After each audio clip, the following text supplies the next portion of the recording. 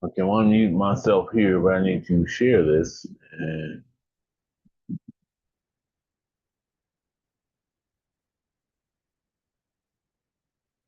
let's see. Okay, I want to mute myself here, but I need to share this. And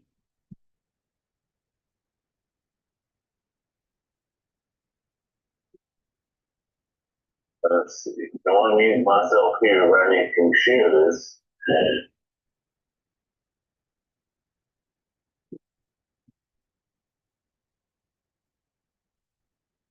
I'm muting that on purpose. Okay, reaction.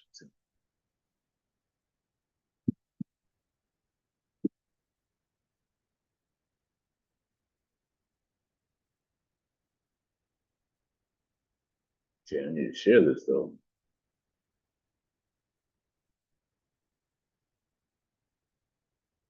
Facebook.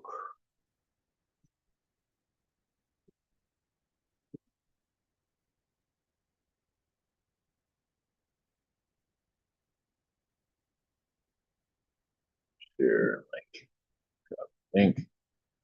Share it.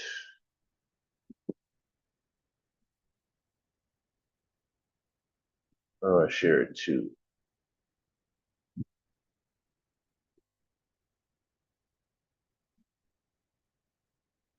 Share on the old timeline.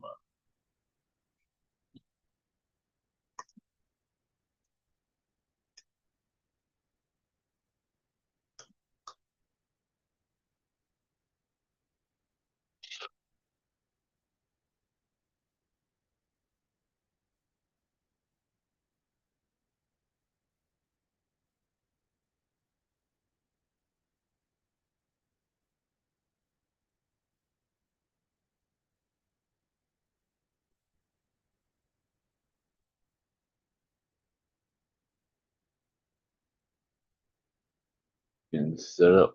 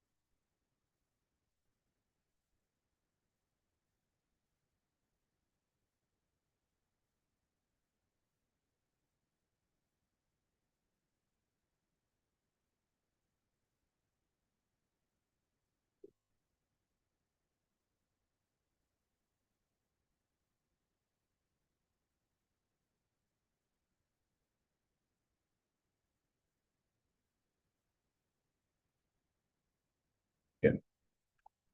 So still waiting for folks to come on for a little while. No, I just suddenly put this up here and probably put some messenger too.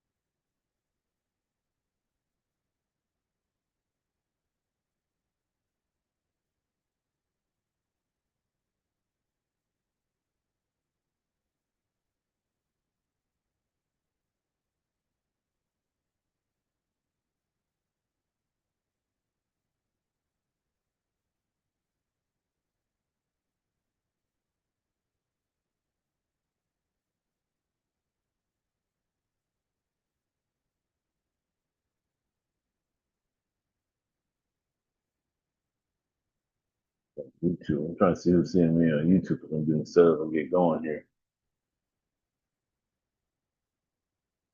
Next two.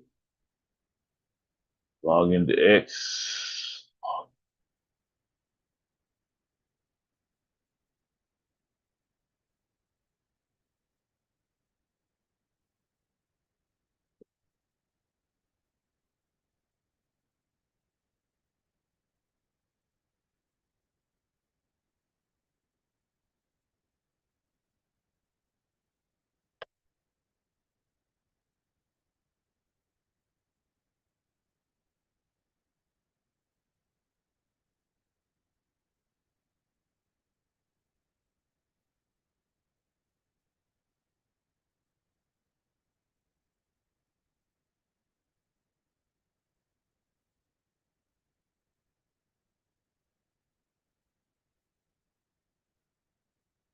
See if I get anybody on. We'll see in a minute. It might take me off because I got this set up on here. I don't know. All right. We'll see how this goes in a minute. I need to look at this real quick. I'm not going live on TikTok right now.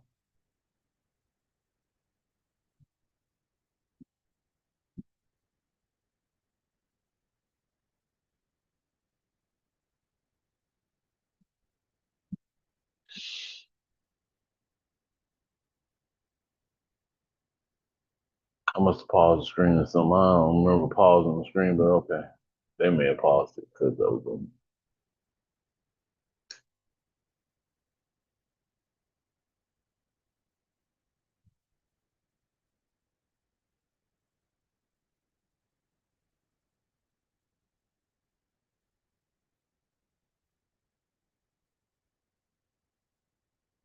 Yeah, I gotta redo the camera on that. Okay, let's see here. All right, folks. I don't know how many of y'all can actually see me on my live. I hope y'all can all see me live right now. If you can, I'm gonna send this out one more time. Got it. Uh, more. Trying to live stream as many places as I possibly can.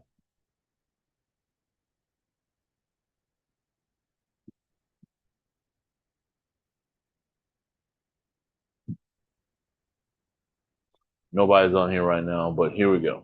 All right. I'm gonna go ahead and get this started. Welcome to Thought Your Woke No Speed Limit Podcast. I'm your host, Alvin. I hope you guys are having a terrific day. I just wanted to hop on here and say some things kind of quick, and this is gonna be the unusual thing because normally I don't like to do it this format. I like to record this and kind of get prepared, but we know that some events have been going on in the world. Therefore, I don't mind sharing how I feel about it right now. Um, so here's one of the events that I want to talk about. And I'm going to talk about this one briefly. Then I'm gonna move to something else that's going. Both of them involve Donald Trump. So the first one is Donald Trump finally got his way in Texas, right? So now they have redrawn their districts in Texas, where we're about to see um, more seats for Republicans and less seats for the Democrats because the Texas legislature got together. They're the majority. Yeah, we can say, well, the people of Texas, they voted for this legislator and all this stuff, but the people, the minority in a state have rights. So what does that mean when we always hear about this majority rule, but minority rights. So the minority has a right to have a voice to be heard, but what we've decided is the majority may have a right to have a voice, but we rule, therefore we're going to totally take over. We're not even going to give you a voice. We're going to take away those seats that you possibly have in the Congress. That's what Donald Trump wants to do. So now California is going to react to that, and they are also going to do the same thing, basically. So basically, California is now going to set up their own districts. I'm sorry, I'm doing it with my eyes closed, or at least it looks like I have my eyes closed, but no. California is going to basically redistrict and take away the Republican districts, which will then activate somebody like Ohio, who will take away the Democrats there, which will then activate someone like Michigan, who will take away the Republicans there. New York, Virginia, you go on. It will keep going and going and going until they can't go anymore. And here's the thing: America has never been a democracy. Truly, it's been a republic, and they call that a representative democracy. We've called that represent. In other words, you voted for the people that represent you. Apparently, in the even though there has been some serious manipulation in the southern states, especially when you think about a state like Mississippi, where 32% of the population is black, and I think they have maybe two representatives in the state legislature altogether, and they should have more than that. And I believe Mississippi has more blue districts than most people realize. But we will leave that alone. We live in a state where they have manipulated things to that point. In fact, in Alabama, we have 27% of our population is black. That's why we have two black congressional districts. Um, but I believe in Mississippi they have no black representation. Maybe one person that represents in the federal level as a state representative, but they only have that one seat. Even though, like I said, black people make up 32% of the population there. So this is something that has been going on forever. The whole idea of the fact that these states are allowed to gerrymander, that they're allowed to make their own rules about how they set up the government in the first place, that is the biggest problem we have with that system, and it's always been the problem with the system. So instead of setting up a system where me and you go to the polls and literally vote for this stuff, I mean, literally go to the polls and we decide, make the decision by saying, I want to give I want to give my vote to the Democratic Party, or I want to give my vote to the Republican Party, and I want that person to be a seat here, and therefore it's proportionalized based on those votes, and then we decide what representative will represent us by the districts that are drawn up afterwards. Instead of us doing it that way, we made this artificial line all across the state where we think Democrats live and all this other stuff and yada yada yada. No, that's a big no. I'm sorry, I totally disagree with that system, and always have. And regardless of what party you are, it is not fair to the citizens of the United States for these things to be drawn on. And I'm sorry, I'm doing all this hand signaling, but it's unfair to anybody in America to live in a system where these systems are drawn arbitrarily by these people who whichever party's in power so that they can decide, so they can only grow more power for themselves. That in itself is undemocratic, but we say it's democratic because, well, you voted for these people. That's the game we play. We've always been told who to vote for. There's only two parties in the United States people vote for. You got libertarians, you got Green Party. None of those parties are about anything. They're not even worth it. They don't even have an opportunity because they don't have power or the money to have the reach. Libertarians have had some limited gains. They got Rand Paul in Congress, who's barely a libertarian because he's a Republican. He's running under the Republican Party. And even the Democrats, when it comes to Bernie Sanders or AOC, they may be called Democratic Socialists, and technically they're independents, but they don't have in the system they have to run as Democrats. It's like a forced system. Now, even with proportional voting, what would happen is a minority party, in order to get anything in the system or gain in, if you do it the right way, if you set it up the right way. Let's say the Democrats get 30%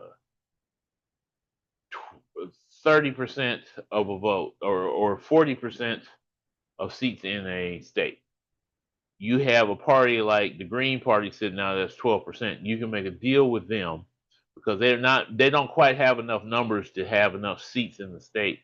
Therefore, you can make a deal with them, and then the two parties will combine and they could gain seats, or they could work together once they get in Congress, right? Because this party now has a certain number of seats in the state that it didn't have before, whereas but they can, when they get to Congress, they can compromise and work together, or the libertarians with the Republicans, so on and so forth, right? Sometimes the libertarians will work with Democrats if it's about marijuana or about some certain civil rights things that they believe in. Um, but the idea is that people make the choices about the seats. That people would make the choice, but we don't live in that system. We live in a republic system. So we got the stupid gerrymandering crap that happens every so often. And at one time they talk about some states have bipartisan commissions, and that's bipartisan. I put this in quotes because one party could put more of their people on that committee and call it bipartisan because there's two Democrats sitting there. So it's like it.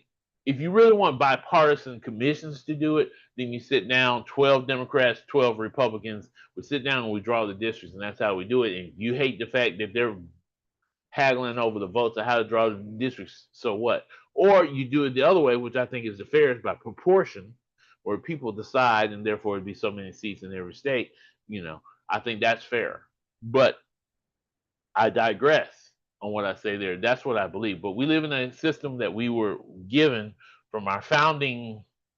Okay, I'm not going to say forefathers because what I'm about to say will probably piss all that forefather shit off anyway. Excuse my language. I didn't mean to curse. I'm wearing my blessed shirt today. God bless. Sorry, I apologize. But anyway, that's the first subject I wanted to talk about. The fact that they've now gotten what they wanted. They've got that redrawn. So now it just starts a domino effect all across America with that redistricting. That's part of democracy, right? And then you got President Trump wants to get rid of mail-in ballots. Again, everything is about eliminating Democrats because Democrats are liberals are more likely to absentee vote.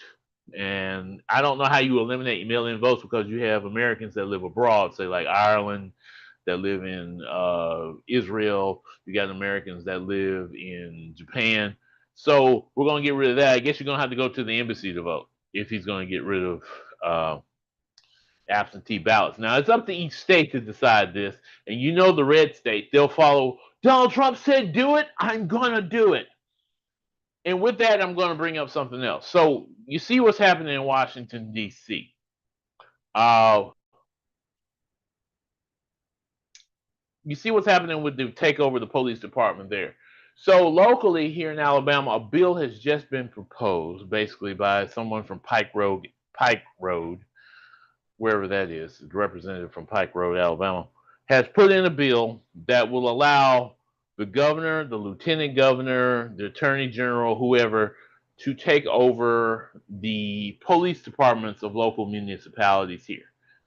I talked about this on my last live that these people have had the right to do that for a long time. They constantly do that. Um, they've already taken over the schools at one point whenever they felt like it. Uh, they've taken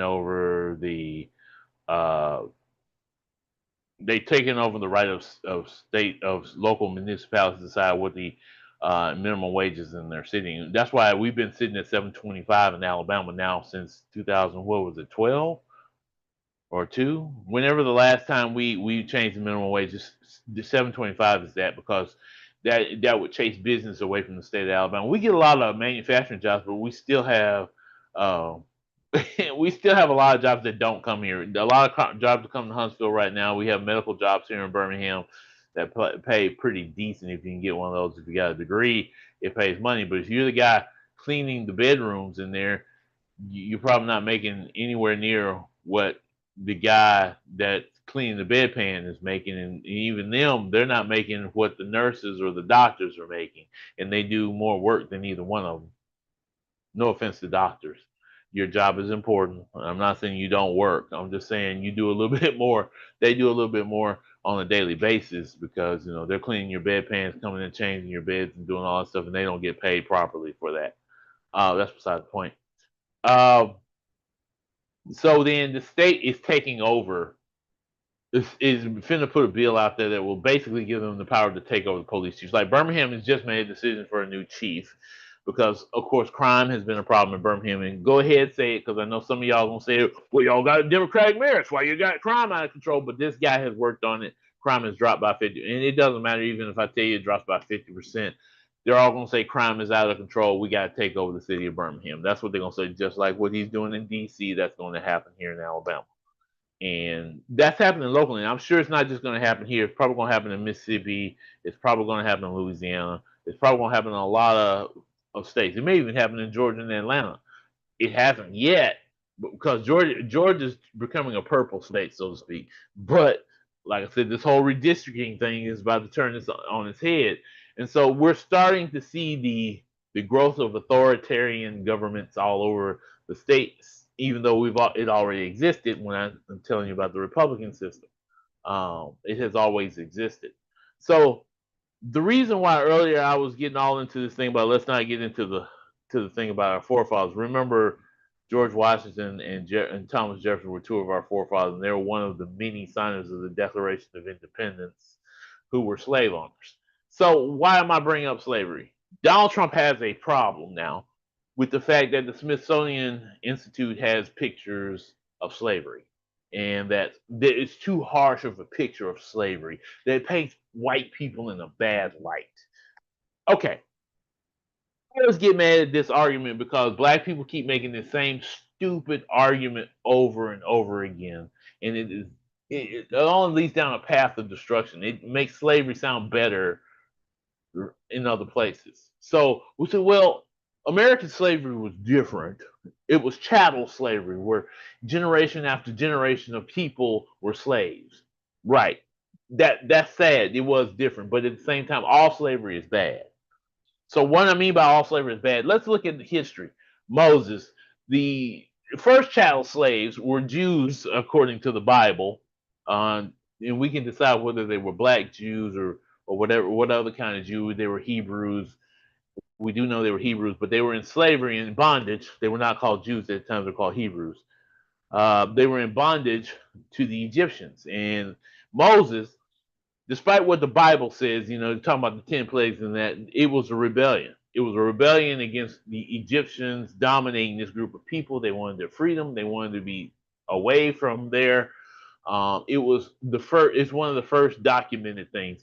We can think about the horrible things that happens to people who are enslaved, and then the generations that come after it. And we saw it with the 40 years in the desert, which I think was way longer than 40 years in the desert. But we'll talk about that, where people were like, well, I'd rather be back there because at least I had a place to eat and a roof over my head and all that stuff. And that happens now. It happens now in the black community. It's happening right now because there are black people who are really willing to cop to slavery. Say, well, black people were in a better position when they were slavery than they are now. And that's in the black community. That happens all the time. This is a sign of the victimization of slavery. And so here's how I go with my argument. And of course, I understand we're talking to the average Joe on the street. He doesn't understand it. But if you watch the show Spartacus on HBO or Skinamax, as we used to call it, all the crazy crap was going on. The one thing you got to remember about Spartacus rebelled against Rome, and he was a slave of Rome. He rebelled against because slavery is horrible. The things they do to slavery, they take away your freedoms, your rights. You're under the control of somebody who has purchased you.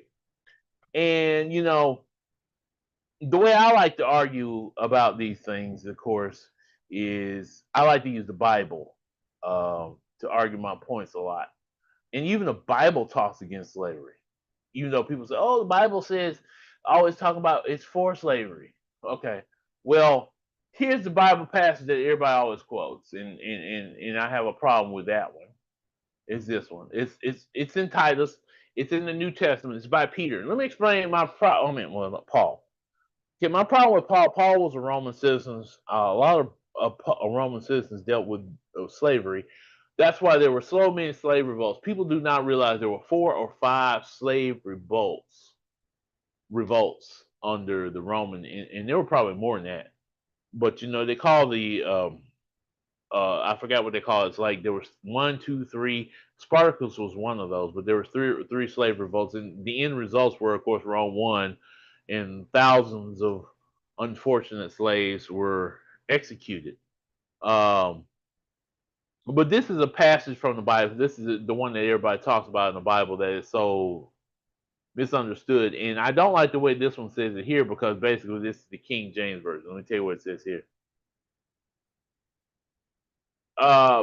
Bond servants are to be submissive to their own masters in everything they are, to be well-pleasing, not argumentative, not pilfering, but showing all good faith, so that in everything they do, adorn the doctrine of God our Savior. So what has happened with that is most people take that to mean, Paul is condoning slavery. I don't take it as that, and I do see what he's meaning out of this. This is about your own salvation and how you should treat those you're bonded to. But you do have a right to freedom. And let me explain something, because there's another passage in the Bible that holds more weight, and this is even from him. This is the first one. I'm gonna tell you why Paul it kind of talks double talk. It says here, uh, for freedom Christ has set us free, and stand firm therefore, and do not submit again to the yoke of slavery. For freedom Christ has set us free and firm therefore, and do not submit us against it. And so, that's another Bible passage. That's Galatians 5:1. And I'm bringing that up for a reason, because when we talk about slavery, I'm going to get to something that's in the Old Testament.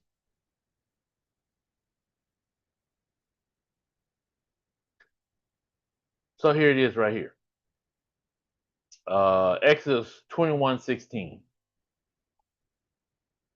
Whoever steals a man and sells him, and anyone found in possession of him shall be put to death. So when people talk about the Bible, they forget that one passage for all these other passages where it says it's condoning slavery. But we also forget that the Bible was written by men who then turned on their own beliefs. Because here you're talking about the Hebrews who have been in slavery, who hated slavery. Therefore, then when they made the laws, when Moses made the law, said we've been under bondage and all that stuff. We don't want to do this again, and no other man shall do this to another man. Whosoever steals a man and sells him, and anyone found in possession of him shall be put to death. So, regardless of how you feel about slavery, this is what happens during that time, during Moses' time. But as the Jews began to become victorious under Joshua, the saving angel, the man of God, who is a quote unquote general and conqueror and all those things. Now, by the way, I have a problem when we get into the politics of the Bible, because the truth is bigger than a lie often, and the lie is embedded within the truth sometimes. So, for instance, Joshua is considered a man of God, a pious man of God. Maybe he was a man of God. Maybe he believed in God, and he used God to conquer all the places he conquered and created this state that became Israel, right? So, a lot of people get mad when I say that, or I speak about that, but I'm just speaking about of truth, because we have to be people that are about truth, right? We have to tell the truth every time we get an opportunity. So, to be honest with you, people, generations past, and the next one forgets what the last one went through, so on and so forth.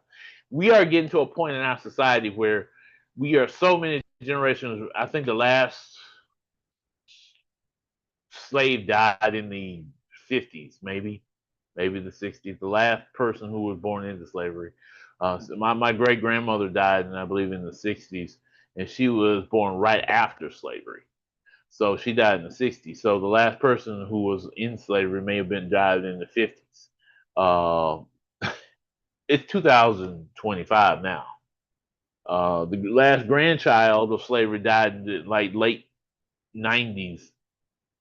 I don't think there's any left now. I may be wrong, but the last grandchild of slavery died in the late 90s. So we're talking about another generation, two generations, several generations that have passed, because they don't know slavery. They didn't have any comprehensive understanding of slavery. They know Jim Crow. They know the whole system that came after that of segregation, because your grandparents or your great grandparents are telling you about it now. I'm a Gen X kid, so my mother went through the whole civil rights era, whereas I didn't. I was born in the 70s.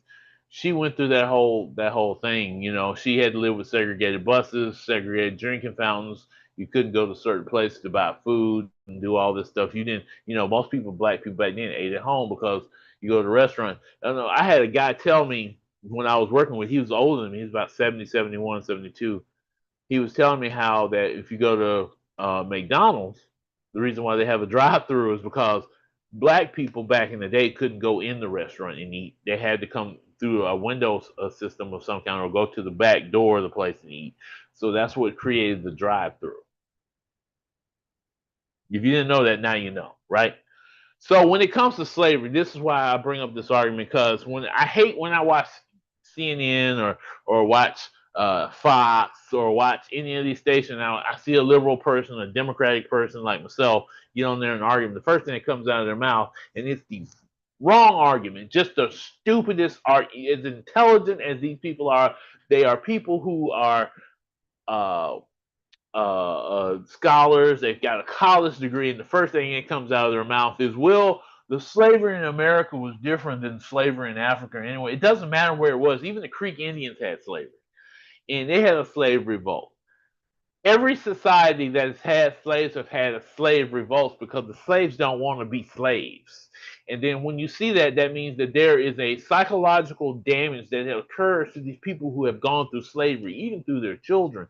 That what eventually destroyed Rome were people from the outside on the inside.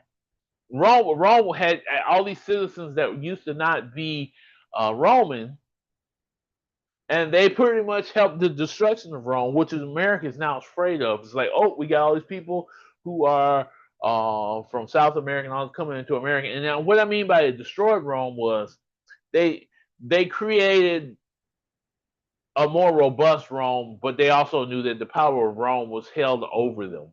And so they destroyed the Rome that exists. I'm not saying that's what's going to happen to America. I'm not blaming immigrants because now they'll go, oh, he said the immigrants and these minorities in the country are going to destroy America. Nope, that's not what I'm saying. What I'm saying is that they eventually arose up against Rome because Rome was the dominant culture over them. It's kind of like the peasant revolt in England. They rose up against their king because the king, he got all these people who are treated as serfs, who are forced to work the land, can't move progress, don't really get paid much or don't get paid at all. The only thing they got is a place to live and food, and that's it. But you tied to this land, so this rich overlord over you can make as much money as possible. So yeah, that leads to rebellion. Every society has that. So then when black people now talk about slavery and the victimization that slavery has caused in our community in the past or now in the future, it is something that psychologists call a DNA structure that's built in. We're talking about that about the children of Gaza right now. The starvation, the systematic war that's going on, how that will end up in their psychological DNA in the future. We're talking about those things right now. So, same with slavery, it left a mark on our DNA as black people in this country. And then we had the whole civil rights movement that only reinforced that particular thing in our minds and our bodies. So now I've been talking about this for a while, and I wanted to bring that up. That's why I brought up those Bible scriptures because the reason why Moses then outlawed slavery and the people of Israel outlawed slavery is because of the impact it had upon them. They didn't want to do that to other people, and they didn't want to practice that. But then all of a sudden they lost it under. Well, as we get towards David in the Bible, this is several hundred years removed. These people forget about their past, where they came from, and they then become the enslavers, right? So then, but I'm tired of is the cop out. Don't let a conservative, white conservative, get on there and tell you the benefits of slavery when there was no benefit to anybody in society as far as slavery goes. There was no benefit to it. There was none. You bought in slaves that had certain skills because they could farm your land. They knew how to deal with swamps. They knew how to they knew how to build. They knew all these things. So you bought them here to do the things, the tasks that you yourself couldn't do or you wanted to be done so that you can make money as cheaply as possible. So that comes the whole immigrant question now. And I'm gonna do a separate video, but that one's gonna be recorded about immigration and slavery and how America has victimized those things, the tools to which they use or the people to which they use. And I hate to use that word tool, I'm sorry, but the things they have used to make themselves rich. It's still the same problem today because what are the people in California complaining? What are the farmers across America complaining about? I don't have the cheap labor to come in here to take to do this, and it costs too much to hire Americans. Americans cost too much. I have to get insurance. I have to have all these things that are required. Meanwhile, the federal government is slowly taking those things away. By the way, they're going to try to use. I promise you, they're going to try to use the homeless people to they're going to use these homeless people to try to farm these farms or do other stuff. They're going to try to use these camps of immigrants and throw them into these fields as long as so and so, as Trump said, as long as the farmers are in control of their immigrants. You know, we're heading to a different age in our society. We're headed to a different age, and I don't know where this is going to go. I don't know how this is going to turn out. Um, so you know, if you listen to me, and that sounds like I'm confused about what I'm saying. I'm not confused about what I'm saying. Slavery is bad. It needs to be said that slavery is bad, regardless of who did it. And if you feel bad, maybe it's your conscience that's bothering you rather than uh, something else. Yeah, I understand it was your great grandparents did. Nobody's saying that you didn't, but you got to understand what the legacy of slavery has done to black people in this country when you look at their communities. And do black people need to get over things? Yeah, yeah, we do. But we constantly still have issues in place. And even Ben Shapiro, as idiotic as some of the stuff that comes out of his mouth, has said, he even said that the legacy of racism has hurt black people, and that's why they're in the situation they are now. So even though, like I said, a person can say two things out of his mouth at the same time, and you know, one be the right one and the other one be the wrong one, because God says what goes in is good, what comes out is usually bad. So you know, you got people who will say, well, the black culture is the reason. Well, how did black culture develop in the United States? Black culture is not bad. You take the good with the bad. You have jazz, you have R&B music, you have good rap music, you have all kinds of things that people don't talk about when they talk about black culture, black family, black church.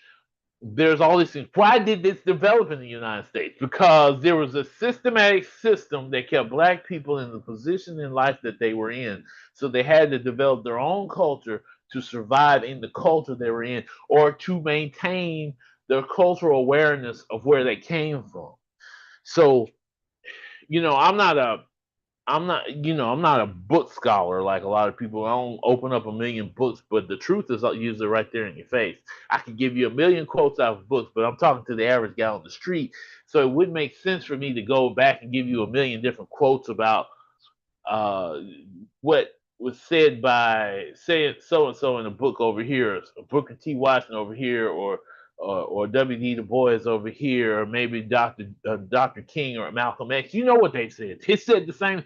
Malcolm X literally said that we didn't land at Plymouth Rock. Plymouth Rock landed on us, and he meant what he said, and he meant what he said. Dr. King talked about the same thing: the dissolution of our economic system that he saw once he did desegregation. He said we're still not going to be right even with desegregation because our system is controlled by these power elites.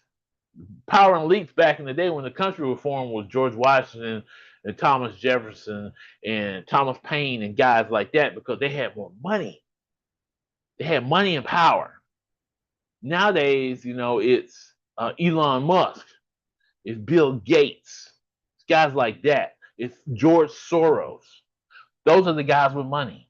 They got power. They control things from behind the scenes like puppet masters. The whole exposure of Elon Musk in this campaign with Donald Trump says everything, even though Donald Trump considers himself a billionaire just like them. And, oh, he can use his own money. That's what everybody keeps saying. Oh, he's. How did. I'm trying to say, with the populist movement, the way it is about how it's against the establishment, against billionaires and all these other things, how do you choose a billionaire to be your leader? When oligarchs rebel against the system as they have, and you see how they're tearing it down, what they're creating, it's awful. It's not going to be good for people. I don't care what anybody says. When they hate somebody like Zoran Mondani, who to me is an example of somebody who's about and for the people, it's a problem for me. It tells me a lot about the society I live in. So sometimes I'm disappointed, and I've kind of been silent over the past couple of weeks. We are headed in the wrong direction one way or the other. Democrats don't know which way to go because they were playing with the elites for too long, even though they did some things that were good. When Biden was in office and he did some things that were good, but at the same time it was directed towards helping the elites make as much money in the United States as possible. It wasn't towards helping us. We've had absolute control of Democratic administrations before Trump got in office, and even during when Trump was in office, when the Democrats had control of Congress that didn't pass the minimum wage, that didn't pass the George Floyd Act, and I'm gonna bring that up again, who didn't pass uh, the Civil Rights Reform Bill, right? John Lewis bill. They didn't. We didn't do it. So we got a system that's the way it is now, and I don't know what else to tell you. Um, I've been talking about this for a few minutes. Like I said, I'm just disappointed in what Donald Trump said, which I expect him to say stuff like that. But people said he's turning against the very thing he said. He said the Smithsonian, how great the Smithsonian was, and said how terrible slavery was in the past. But now here he is talking about we got to tone down the slavery talk in the Smithsonian. You know why? Because he fears Black Lives Matter marching again in the streets of D.C. That's why the troops are there. We've had small demonstrations of Black Lives Matter here in Birmingham because of the Jabari Peoples case. And a boycott against Homewood, I think the boycott's over.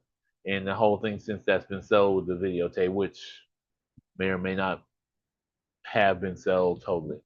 But I just wanted to get on here this morning and say those things. I wanted to give my advice, how I felt about the circumstances and situations that we're in currently. And I know some people are going to go, oh, well, he got on here and he just ran his mouth for 30 or 40 minutes. I don't care.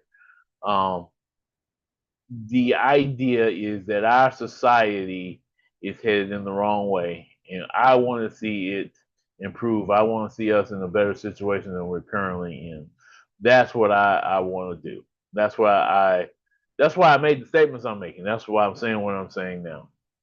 Well, folks, I'm all out of time. I want to thank you again for listening to Thought You Were Woke No Speed Limit podcast. I'm probably going to cut up and chop up little pieces of this and put it on my YouTube page. So make sure you watch it there. If you did watch this, I thank you very much. You guys have a wonderful day. Peace.